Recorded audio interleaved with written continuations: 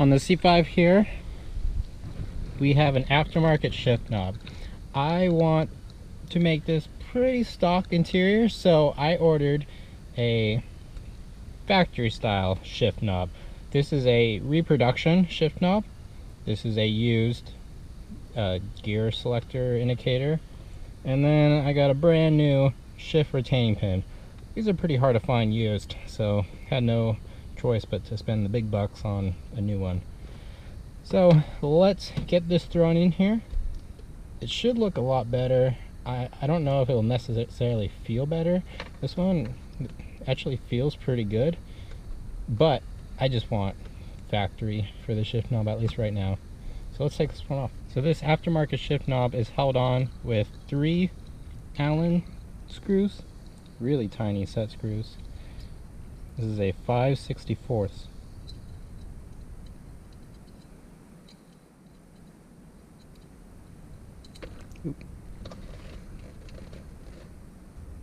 So undoing this one, this is what it looks like, really tiny. And now with the 3 set screws out, this will just untwist. I had to break it loose, did that off camera, but there it is. Slides right out, and as you can see, the shaft here is unmodified. What some people do is cut off a couple of threads on the top and it shortens the shifter, makes it like a cheap budget short shifter. Not gonna do that in my case, but here we go. And that should just slide in. I don't know if it threads. Maybe it does. Okay, it feels like it threads down. And now that that's in, we can slide this in and we're gonna punch it down. Now I see now why this pin is necessary. There's no stop to this. You keep threading and you're gonna cut through the plastic in here. So you could damage this, so be careful. I had to chip out some of the plastic in the threads here, but now we can just slide this in and this will just lock it in place, prevent it from rotating, because there's nothing that tightens it. It just kind of screws down.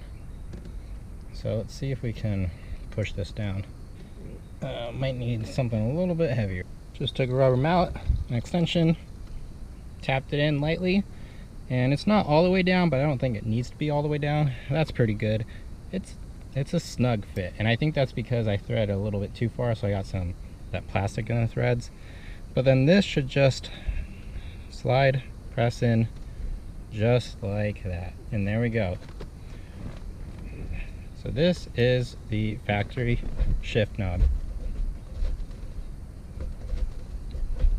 Yeah, definitely feels different than the ball shift knob.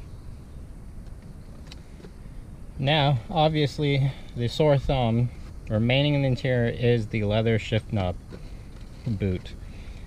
As you see, I have some duct tape. I tried repairing it using the duct tape, but this thing is just so cracked. It's not savable. It's destroyed. So, it is what it is. You know, this should be a nice smooth transition, kind of like that, but all the way around, and that should stay up at the top. Unfortunately, that just isn't happening right now.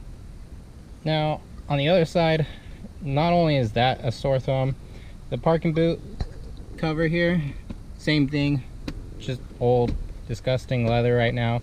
So really, this and the cover here need to be replaced. This is kind of pricey. The cover itself, not so pricey. Getting a bracket for the frame bottom here, that's the pricey part. So I either have to fork up the money for a OEM style and go with that, or I can save a few dollars, get the aftermarket ring style and then try to install that. We'll see. I still gotta think about it, but for right now, that's not in the budget. But that is the plan. Replace that, replace the cover here. Things should start looking much better. A rough comparison here. The ball is clearly much shorter, so I'm gonna have more throw now, but I'm also gonna have more leverage. Even though I adjusted the shifter here and did the anti-venom mod, first, second gear is still a little bit tight in this car. So I'm hoping that now it should be easier to get in and out of first and second gear. Especially going from like third to second was a little challenging. And then since this is more like a plastic, I'm not going to feel the vibrations as much as this. I think this is an aluminum ball. You can really feel the vibrations in this shifter. Now for the time being, we'll do the zip tie mod. So now when I put this down, the boot should stay at the top, regardless of what's going on down here. There we go. A little bit better. A little short, quick video. Not the most exciting thing, but it's the little things, right?